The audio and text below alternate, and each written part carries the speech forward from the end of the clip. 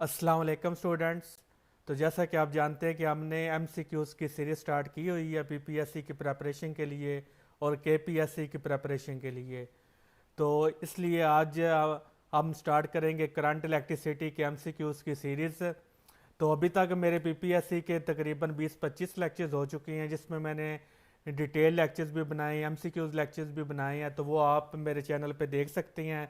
तो आपने ये अगर देखना चाहते हैं तो यूट्यूब पे टाइप करें अलकाइम इलमकार, तो वो आपको मेरे लेक्चर्स शो हो जाएंगे। तो आप तो लास्ट जो हमारे लेक्चर सीरीज उसमें हमने इलेक्ट्रोस्टैटिक्स के एमसीक्यूज़ को हमने डिस्कस किया था। तो हर लेक्चर में 50-50 एमसीक्यूज़ थे। तो अब हमने स्टार्ट कर रहे हैं करंट इलेक्ट्रिसिटी की एमसीक्यूज़ को। तो ये एज़ यूजुअल इसमें बेसिक एमसीक्यूज़ भी होंगे, एवरेज भी होंगे और बहुत अच्छे भी होंगे।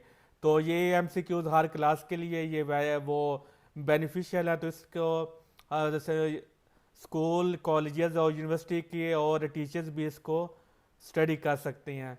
तो आज हम 50 एमसीक्यूज हम स्टडी करेंगे। तो अपना लेक्चर स्टार्ट करते हैं।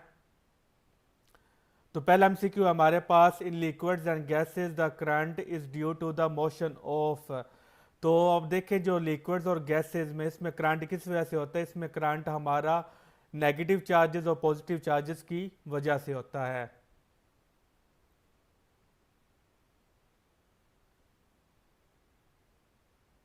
तो इसका ऑप्शन है डी ऑप्शन, कि जो हमारे लिक्विड्स है उसमें गैसेस में हमारे पास क्या होंगे, नेगेटिव और पॉजिटिव चार्जेस बनेंगे। The charge carriers in metallic conductors. तो मेटेलिक कंडक्टर्स में हमारे पास चार्ज कैरियर्स क्या होते हैं, free electrons and ions.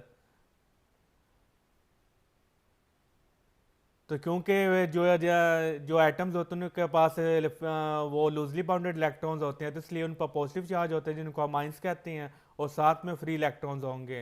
The conventional current is due to the flow of positive charge. तो इसका आंसर है बी ऑप्शन। आप जानते हैं करंट की डायरेक्शन हम हमेशा पॉजिटिव चार्ज की डायरेक्शन में लेते हैं।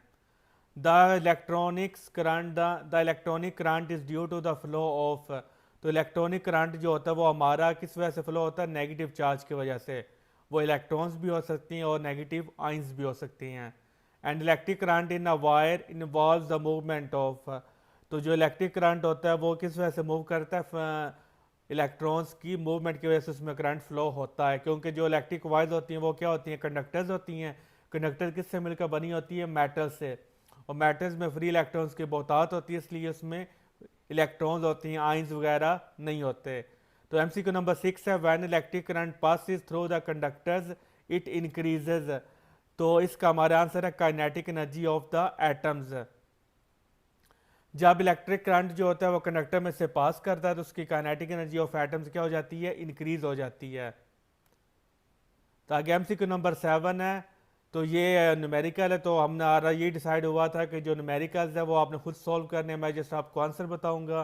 क्योंकि अगर मैं न्यूमेरिकल सॉल्व करने बैठ जाऊँ तो इसलिए वो 50 एमसीक्यूज की जो लेक्चर सीरीज है उसमें फिर और ज़्यादा वो लेक्चर लेंथी हो जाएगा। और आप में से बहुत सारे ऐसे लोग हैं जो कहते हैं कि लेक्चर लेंथी ना किया करें, तो इसलिए तो ये न्यूमेरिकल आपने खुद सॉल्व करने, अगर आपसे नहीं होता तो आप मुझसे कांटेक्ट कर सकते हैं।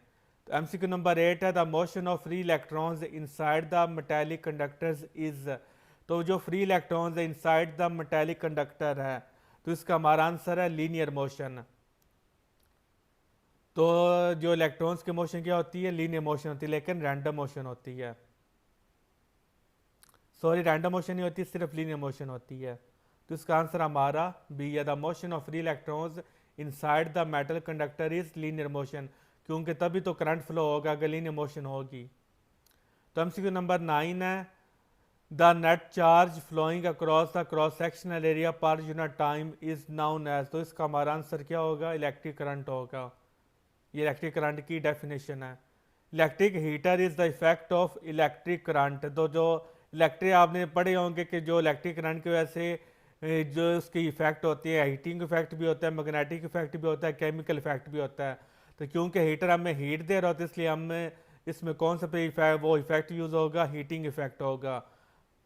तो आगे एमसीक्यू नंबर 11 है, थर्मोकपल कन्वर्ट। अब जो थर्मो का मतलब क्या होता है, थर्मो का मतलब होता है हीट। तो ये हीट एनर्जी को किस में कन्वर्ट करते हैं, इलेक्ट्रिकल एनर्जी में कन्वर्ट करते हैं। तो एमसीक्यू नंबर 12 है, if a charge Q flows through any cross section of conductor in time T the current is, तो करंट की डेफिनेशन क्या होती है? चार्ज पर यूनिट टाइम। तो इसका आंसर है बी। तो करंट का हमारा ऐसा यूनिट क्या होता है? करंट का हमारा ऐसा यूनिट हमारा होता है एम्पियर। तो इसका आंसर होगा ए। तो 14 नंबर एमसीक्यू है, at constant temperature the current flowing through a conductor is directly proportional to the potential difference across its ends.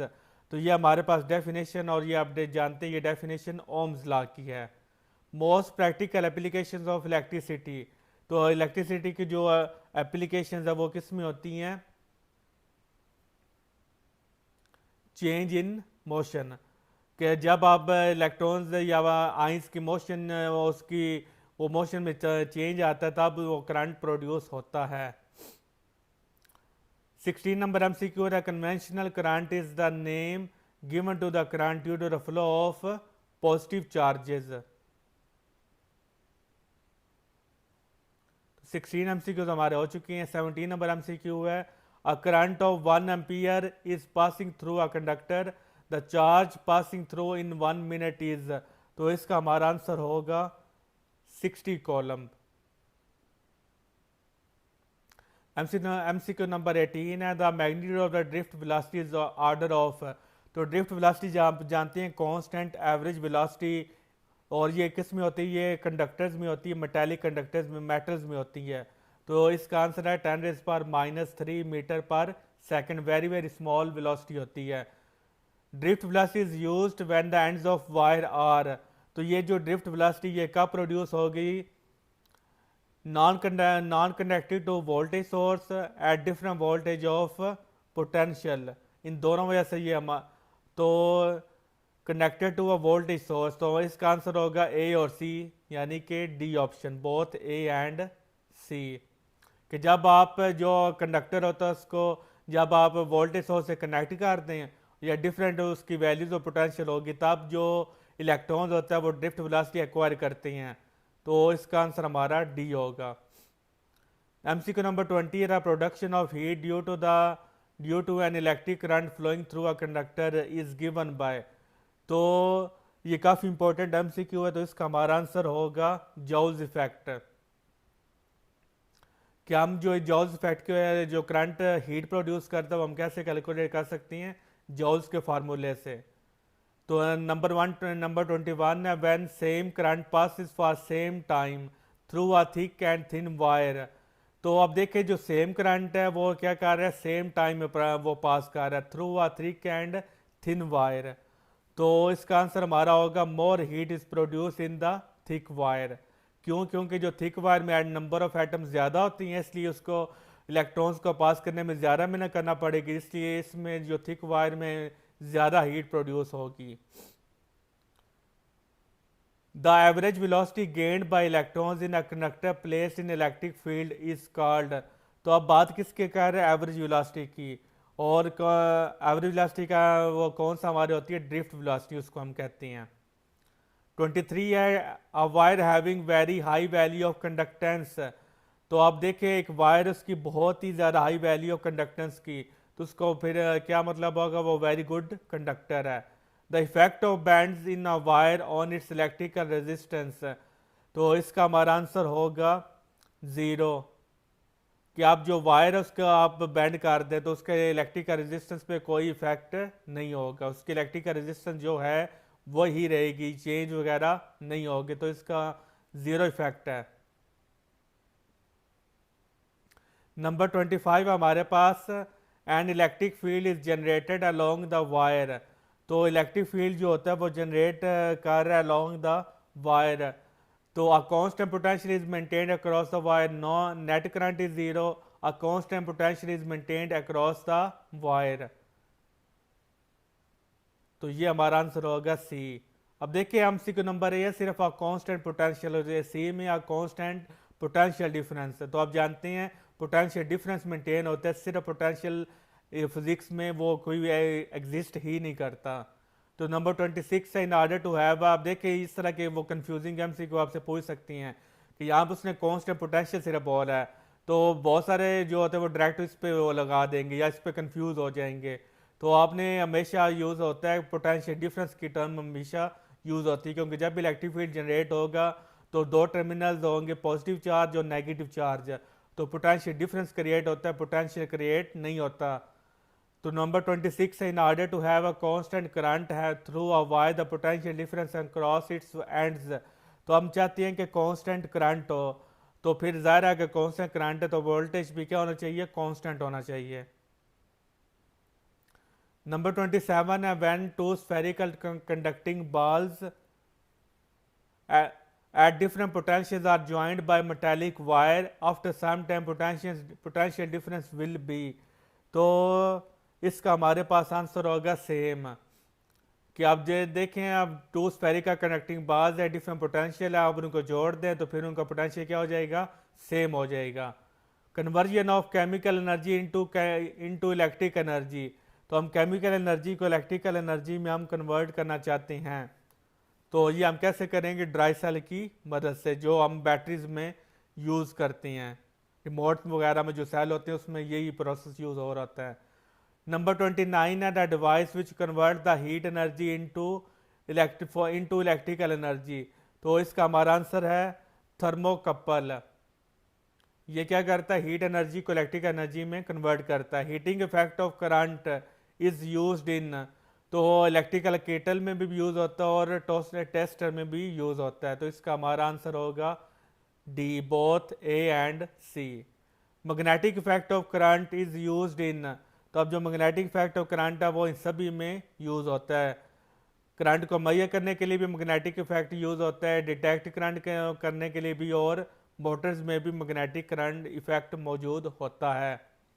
Electrolysis is the study of conduction of electricity through, तो जो electricity है वो electrolysis का हमारा answer क्या होता है, liquids, क्योंकि जब लिक्विड में सॉल्वेंट जो होता है वो स्ल्यूड डिजॉल्व होगा सॉल्वेंट में, तो सॉल्वेंट हमारा क्या होगा, लिक्विड में।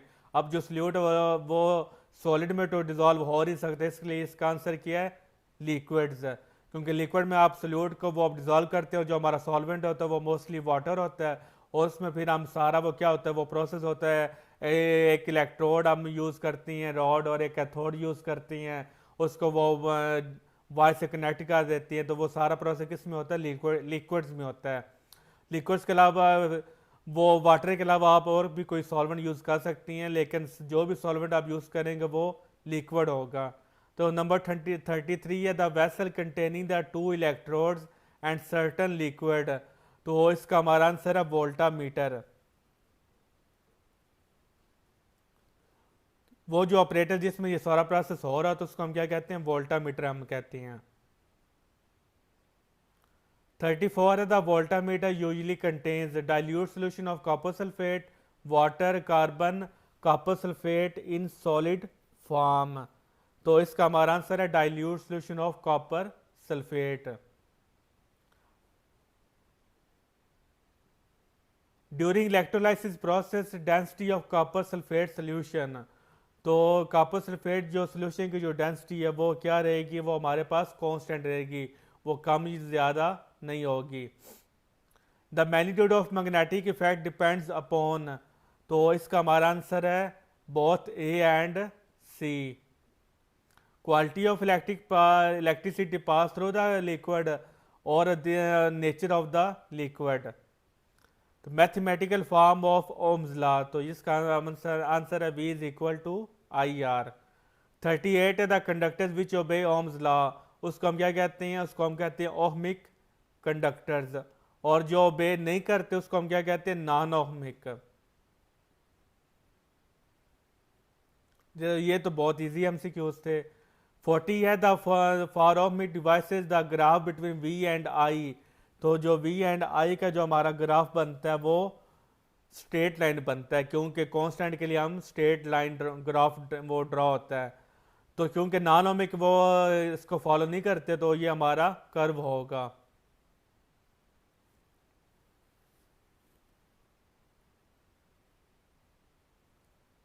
और इसका आंसर आप इस तरह ये भी दे सकते हैं, नॉट अ स्ट्रेट लाइन।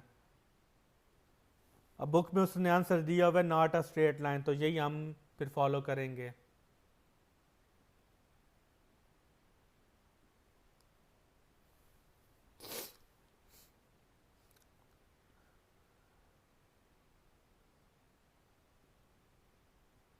तो हमारे पास 42 नंबर एमसीक्यू है। The position offered by the conductor to the flow of current is called, तो इसको हम क्या कहते हैं, इसको हम रेजिस्टेंस कहते हैं।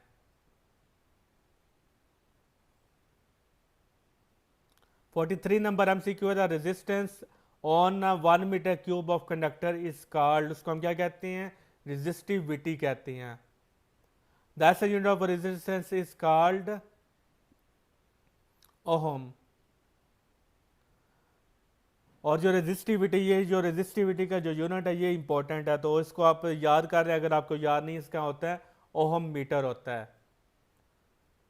तो 5 MCQs हमारे आज के लेक्चर में रह गए हैं। 46 नंबर है, the reciprocal of resistance is called conductance. The reciprocal of resistivity is called conductivity. The SI unit of resistance, तो रेजिस्टेंस का जो SI यूनिट है वो हमारे पास होगा MHO, कि जो ओहम होता है उसके स्पेलिंग को आप रिवर्स कर दें। 49 है, if the resistivity of conductor is large then it is, अब रेजिस्टिविटी लार्ज है तो वो हमारे पास क्या होगा, वो हमारे पास इंसुलेटर होगा। If the resistivity of conductor is small, तो वो हमारे पास क्या होगा, तो वो हमारे पास गुड कंडक्टर होगा। आज के हमारे 50 MCQs का ये कंप्लीट हो गया। तो अब इसी तरह इसकी लेक्चर सीरीज में दो लेक्चर या 3 लेक्चर्स और होंगे जिसमें हम 50 MCQs हम स्टडी करेंगे। होप सो आपको लेक्चर पसंद आया होगा। तो अगर आप मुझे फॉलो करना चाहते हैं तो मेरे चैनल को सब्सक्राइब करें, और अपनी सजेशन आप मुझे कमेंट सेक्शन में बता सकते हैं, और मेरे वीडियोस को लाइक करें और शेयर कर दें अपने फ्रेंड्स के साथ। तो मिलते हैं नेक्स्ट लेक्चर में, तब तक अपना ख्याल रखिएगा। अल्लाह हाफिज़।